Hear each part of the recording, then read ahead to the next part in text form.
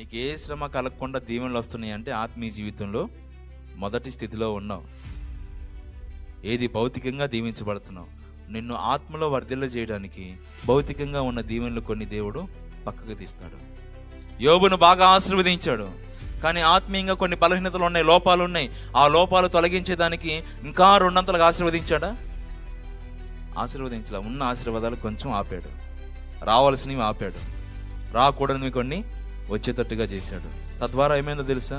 ఆ కష్టకాలంలో యోబులో గూడు కట్టుకున్న లోపాలు పాపాలన్నీ తొలగిపోయి అసలు దేవుడు ఆశించిన కొలతలోకి యోబు వచ్చాడు.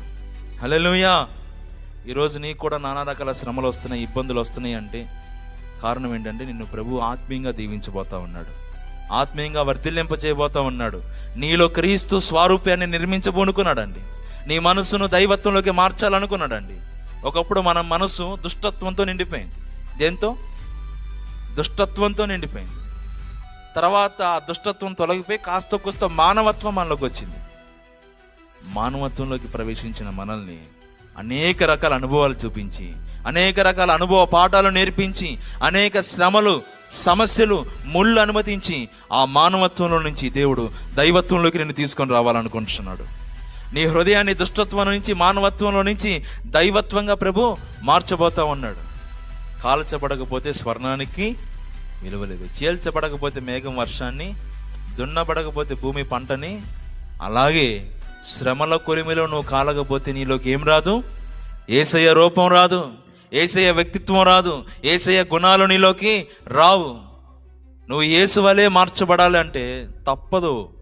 కొన్నిసార్లు గాయాలు అనుమతిస్తాడు, కొన్నిసార్లు కొన్ని రకాల శిలువ శ్రమలు నీకు అనుమతిస్తాడు, ముళ్ళను దేవుడు మన జీవితంలోకి పెడతాడు. ఒక భక్తుడు ఒక మాట అన్నాడు అండి, ఒక ఆత్మీయునికి సింహాసనం చేసే మేలు కంటే, ఏమండి, ఆత్మీయునికి సింహాసనం ద్వారా జరిగే మేలు కంటే ముళ్ళ ద్వారా ఎక్కువ మేలు కలిగిద్దంట. ముళ్ళ ద్వారా ఎక్కువ మేలు కలిగిద్దని ఒక భక్తుడు అన్నాడు అండి. ఒక ఆత్మీయునికి దీవెన వస్తే అతను అంతగా వర్ధిల్లడు ఆత్మీయతలో, ఇంకోటి వస్తే కాదు. ముళ్ళే మన ఆత్మీయ సౌందర్యాన్ని మరింతగా పెంచుతాయి.